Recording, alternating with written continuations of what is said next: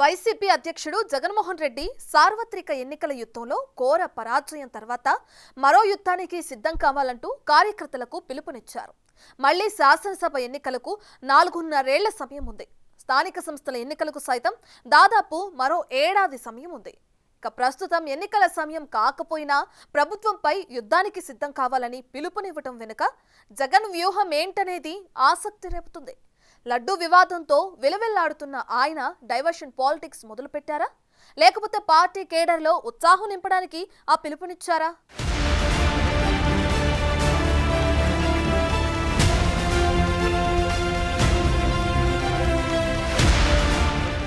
యుద్ధానికి సిద్ధమవ్వాలని వైసీపీ శ్రేణులకు జగన్ పిలుపునిచ్చారు. వైసీపీ అనుబంధ సంఘాల నాయకుల సమావేశంలో మాట్లాడిన మాజీ ముఖ్యమంత్రి కొత్త ప్రభుత్వం ఏర్పడి 6 నెలలు పూర్తి కాకముందే యుద్ధం చేస్తానంటున్నారు.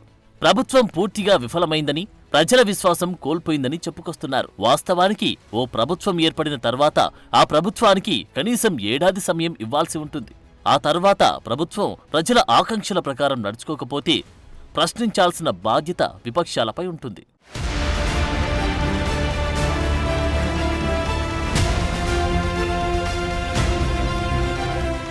అయితే వైసీపీ అధ్యక్షుడు 6 నెలలు కాకముందే యుద్ధం అంటూ ఉండడం వెనుక మతలబు ఏంటనే చర్చ సాగుతోంది.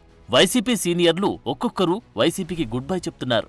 వలసలను నివారించడంలో జగన్ విఫలమయ్యారనే చర్చ జరుగుతోంది. ఈ క్రమంలో కార్యకర్తల్లో ఉత్సాహం నింపేందుకు, వారిని యాక్టివ్ చేసేందుకు జగన్ తన వంతు ప్రయత్నాలు ప్రారంభించారు. లడ్డు వివాదంతో జగన్పై ప్రజల్లో వ్యతిరేకత పెరిగింది. దీని నుంచి బయటకు వచ్చేందుకు, ప్రజల దృష్టిని మరల్చేందుకు విశ్వ ప్రయత్నాలు చేస్తున్నారు. సుప్రీంకోర్టు ఇంత ఆక్షేపణ చేసిన నేపథ్యంలో చంద్రబాబు నాయుడు అనే వ్యక్తి తాను వేసిన సిట్టును కూడా రద్దు చేసిన నేపథ్యంలో చంద్రబాబు నాయుడు అనే వ్యక్తి నిజంగా తప్పు చేశాడు అనేది రుజువవుతా ఉంది, కనిపిస్తూ ఉంది.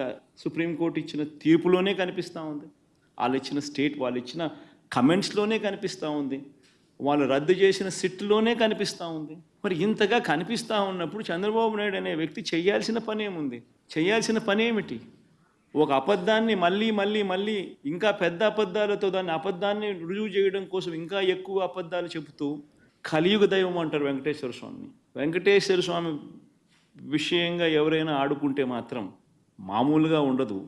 వారికి జరగబోయే వారి పాపం అనేది పండి వారికి జరగబోయే నష్టం తెలిసి వెంకటేశ్వర స్వామితో ఆడుకుంటా ఉన్నారు. ఈ సుప్రీంకోర్టు అబ్జర్వేషన్సే ఈ మాదిరిగా చేసినప్పుడు, టీటీడీ ఈఓ ఆన్ రికార్డ్ ఈ మాటలన్నీ చెప్పినప్పుడు, అవన్నీ ఆధారాలతో సహా రికార్డ్ అయి ఉన్నప్పుడు, టీటీడీలో ఈ మాదిరిగా శాంపుల్స్ కలెక్షన్ అనేది ప్రతి ట్యాంకర్కు చేస్తూ ఉన్న ప్రక్రియ దశాబ్దాలుగా జరుగుతూ ఉన్నప్పుడు, అసలు వాస్తవం చెప్పాలంటే దీనికి సిట్టు అవసరం లేదు, బిట్టు అవసరం లేదు, ఇంకోటి అవసరం లేదు.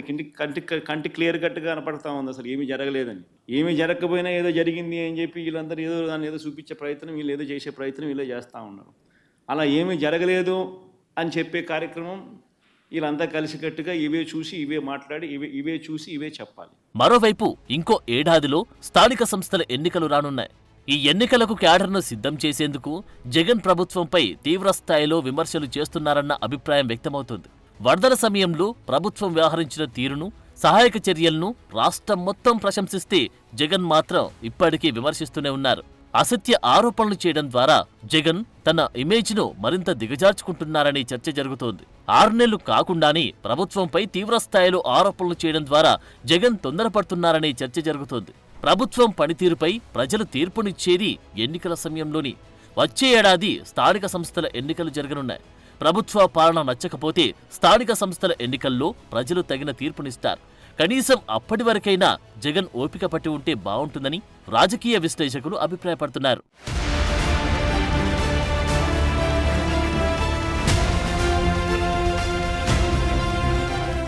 ఇప్పటినుంచే ఆరోపణలు చేయడం ద్వారా 6 నెలల్లో ప్రజల్లో ప్రభుత్వంపై వ్యతిరేకత వచ్చే అవకాశముండదని, విపక్షాలు రాజకీయ ప్రయోజనాల కోసం తప్పుడు ప్రచారం చేస్తుందనే అభిప్రాయం ప్రజల్లో కలిగే అవకాశముందనే చర్చ జరుగుతోంది. ఏది ఏమైనా జగన్కు రాజకీయంగా సరైన అనుభవం లేకపోవడంతోనే తొందరపాటు చర్యలకు పాల్పడుతున్నారనే ప్రచారం జరుగుతోంది. ఆ క్రమంలో రానున్న రోజుల్లో జగన్ యాక్షన్ ప్లాన్ ఎలా ఉంటుందనేది చూడాలి.